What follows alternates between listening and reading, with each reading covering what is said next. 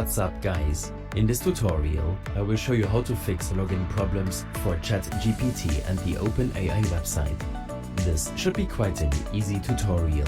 For more information, click on the first link in the description below. Login issues on the OpenAI website are usually related to network and server problems. Sometimes, browser settings, cached files or extensions can be the culprit to login issues for ChatGPT. First, ensure that ChatGPT is working properly and it's not preventing any new logins due to high server capacity by visiting the site in Incognito mode. This will allow you to log in or show you a message that ChatGPT is at capacity or otherwise not available. If this is the case, then your only option is to wait a bit and get notified via email when it's available to you again. If you see the normal login screen, then make sure that you're using a reliable network connection. Disable your VPN in your Windows settings, as logins can be restricted in some regions. In your Windows settings, navigate to the Time and Language section and select Date and Time.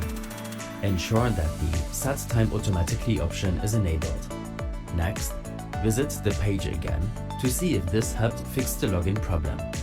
If the issue persists, then clear the site's data for the OpenAI domain on your browser. On Chrome, click on the burger menu icon on the top right to access your browser settings. Search for cookies to access your cookies and other site data.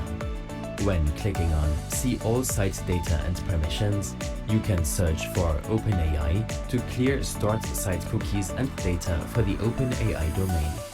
You can apply the same step on a different browser, on your Mac and even your mobile device.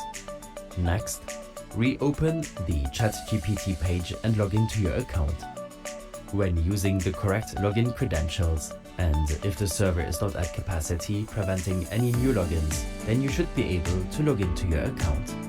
All of these steps and more information will be available in my extensive guide linked in the description below. I hope this helped you out.